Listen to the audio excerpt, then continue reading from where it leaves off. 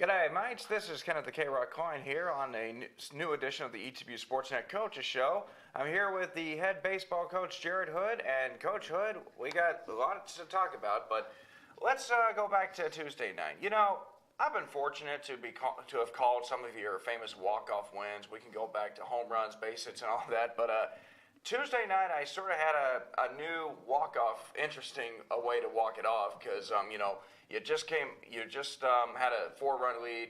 Millsaps came back to tie it up, but then the bottom of the ninth, you loaded the bases, and then... Yeah, we won on a walk-off balk. Yeah, that's the first time for me too. But when it comes to getting wins and stuff, you don't want to be too picky. Even though it ended up being an ugly win, it's still a win. So we'll definitely take it. And I think it's accredited to kind of our offensive strategy and what we try to do in putting pressure on the defense. We had Dylan Sumter lead off the inning with a bunt for a base hit. And then Casey Combs comes up and gets a sacrifice down that puts pressure on the pitcher, and he throws the ball away.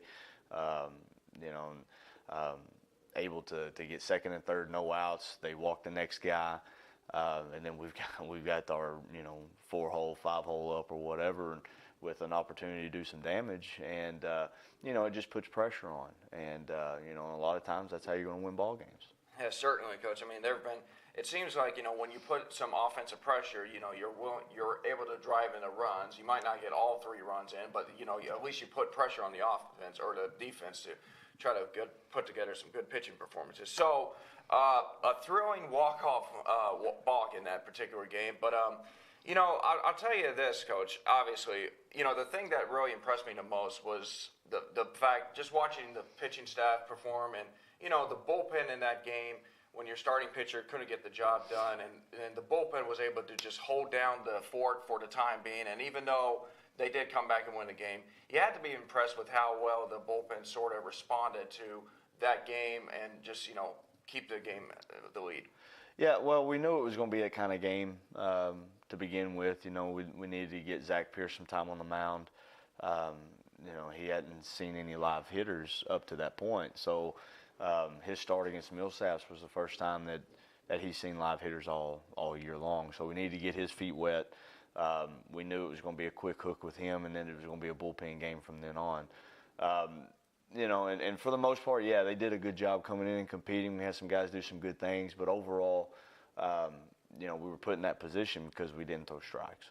And with our bullpen, we've got too good of talent in that pen not to throw strikes, and we've got to compete for strike one with hitters, and we've got to win the 1-1 counts. And then when we've got an opportunity to put somebody away, we need to do that. And so as long as we're staying ahead of the count with those guys, I feel pretty confident in what we can do. Certainly there, Coach. And so last series you took on Ozarks, and it was not your typical Friday-Saturday series. It was actually a Sunday-Monday. You just got back from Clarksville yesterday as well.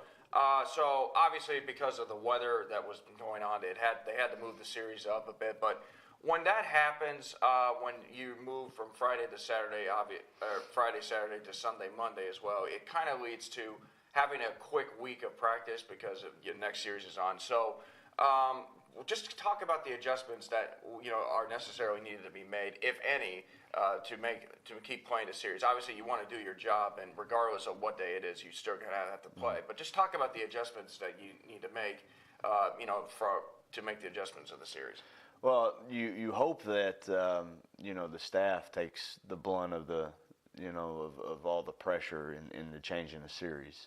As far as with travel and meals and hotels and everything like that. You hope that your team never has to feel any of that pressure. But anytime that you're taking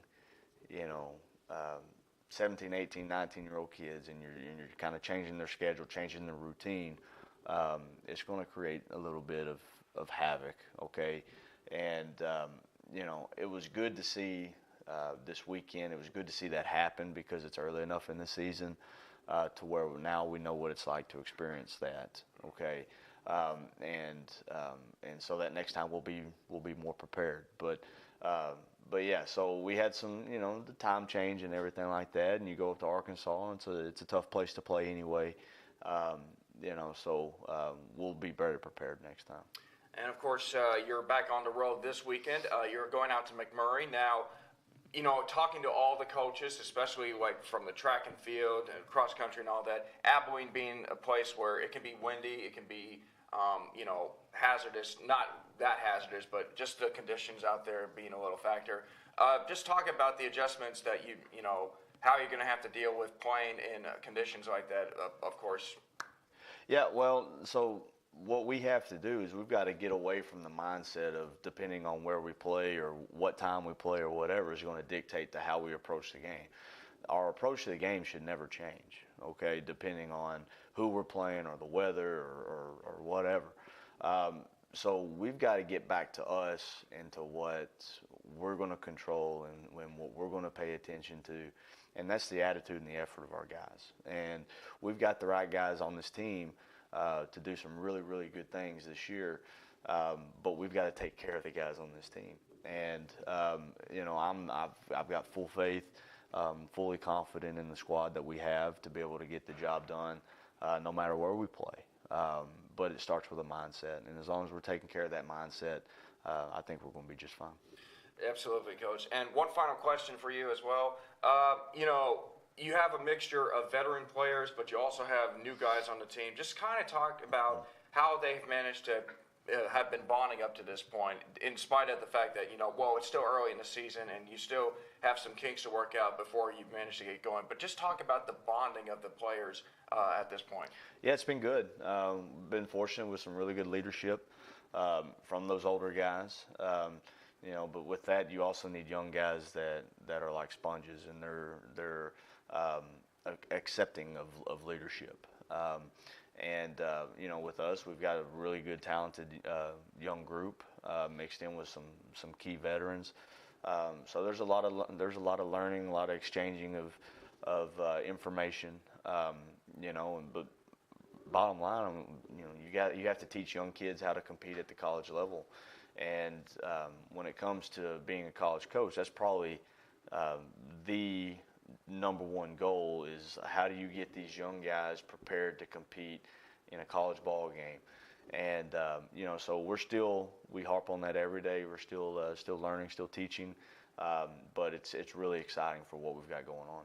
All right, Coach. Well, thanks for once again joining me. Best of luck to you this weekend as you head out to McMurray to take on the Warhawks. So stick around. We'll have more with Coach Hood and for our other coaches in just a moment.